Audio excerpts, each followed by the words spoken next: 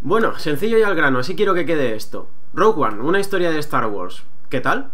Pues bueno, vamos a empezar por lo que más salta a la vista, y es que es un ejercicio de distanciamiento de tu típica película de Star Wars normal. Esto pasa directamente ya en los créditos, hay algo distinto en nuestros típicos créditos de Star Wars. No os lo voy a spoilear, pero estáos atentos porque es lo que me confirmó a mí este distanciamiento que os estoy diciendo. Además, en esta película hay una variación muy notable en el ritmo, vamos a decir. Normalmente cuando empieza una película de Star Wars hay un momento de acción seguido por pues un ratito de exposición, de presentarnos a los personajes, la historia, etcétera. En esta película no hay demasiado de eso, a excepción de algunas escenas de minutos entre las escenas de acción, que es lo que ocupa toda la película.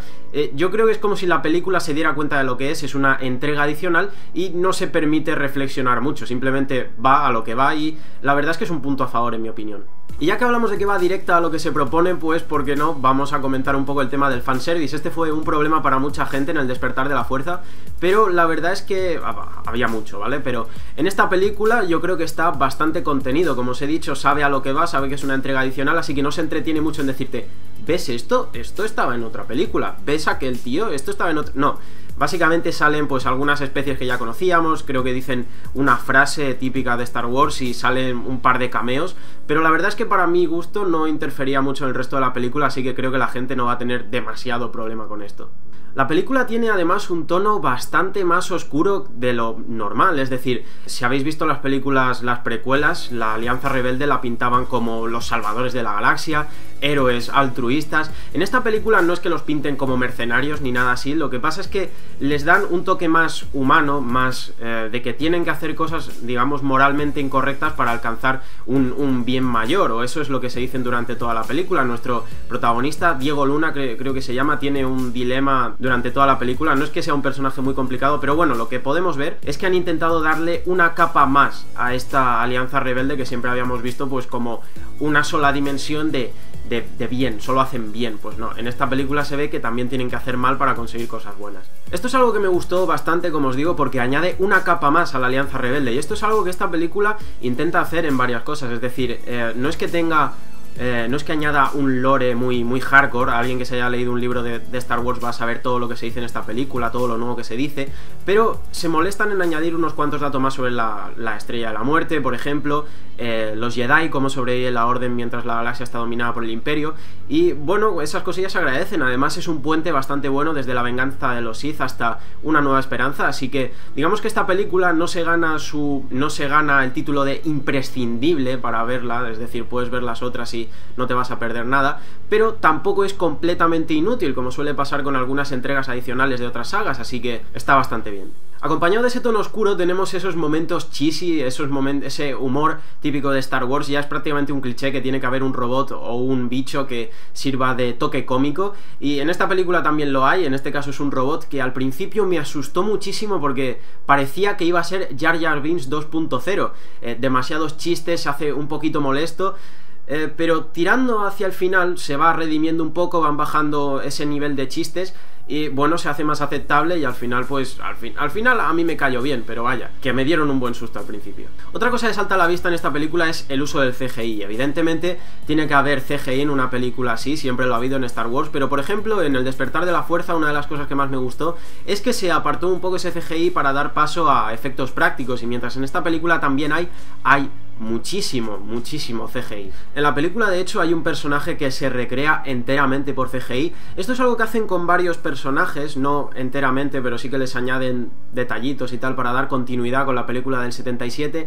Y bueno, mientras se agradece que se esfuercen en hacer eso, pues hay veces que chirría un poquillo, ¿no? Pero bueno, esta es una película con un presupuesto suficiente como para hacer un efecto que lo ves, pero no molesta demasiado. Tras esto iríamos a los personajes y las interpretaciones, y como os digo, esta película sabe bastante lo que es y no se molesta en ir a dar unos personajes muy complejos, y esto en algunos puntos se nota que limita un poco la capacidad de los actores. Dicho esto, noté bastante diferencia entre algunas interpretaciones. Me gustó mucho Diego Luna en el papel de protagonista junto con Felicity Jones. Es ahí donde tengo el problema, es decir, Felicity Jones yo no la conocía, yo no había visto nada de ella, pero en esta película había veces que yo decía, esta emoción o no me cuadra aquí, o es que no hay ninguna emoción. Había veces simplemente que no cambiaba la cara, no sé, a lo mejor me estoy equivocando, pero a mí me pareció una interpretación un poquillo por debajo del resto de las que hay en este reparto. El resto del reparto, como os digo, está bastante bien. Contamos con gente como Forest Whitaker o Mads Mikkelsen. Me encanta Mads Mikkelsen. Lo que ocurre es que sus personajes a veces se quedan un poco cortos para su talla. Y aquí llega el momento de spoiler, ya sabéis. Si no habéis visto la película, pues os dejo el minuto a donde tenéis que pasar para ver el resumen y, bueno, pues mi recomendación. Los spoilers a los que me voy a referir están mayormente relacionados con esto último que os acabo de comentar. Las muertes de los personajes de Mads Mikkelsen y Forest Whitaker son incluso demasiado dramáticas. Es el único momento en el que la película, para mi gusto, pierde el enfoque que tiene, que es un enfoque de mucha acción, dejar un poco de lado a los personajes, ya que solo los vamos a ver en una película, no les vamos a coger cariño, y es eso lo que pasa, no les llegamos a coger cariño, con lo que sus muertes no nos impactan para nada, y como que la película lo intenta demasiado. Lo segundo sobre lo que quiero hablar lo podría haber puesto en la sección sin spoilers, porque ya hemos visto en los trailers que aparece Darth Vader, y esto no es tanto un fallo, es decir, no me estoy quejando del doblaje, pero en principio os voy a plantear una pregunta. ¿Qué es Darth Vader? Darth Vader es... perdón. Darth Vader es un traje con una voz. Dijo que tú le mataste. No. Yo soy tu padre.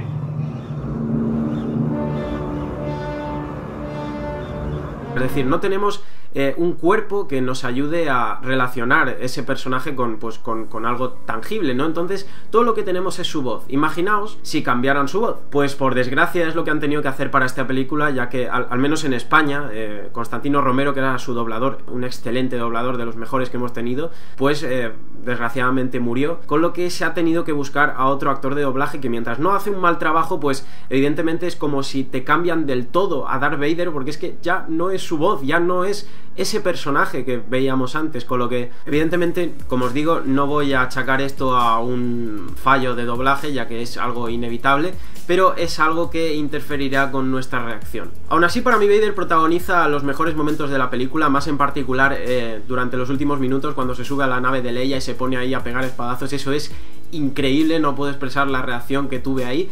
Entonces, bueno, tenemos el problema del doblaje, pero la verdad es que en general está muy bien lo que es Darth Vader en la película.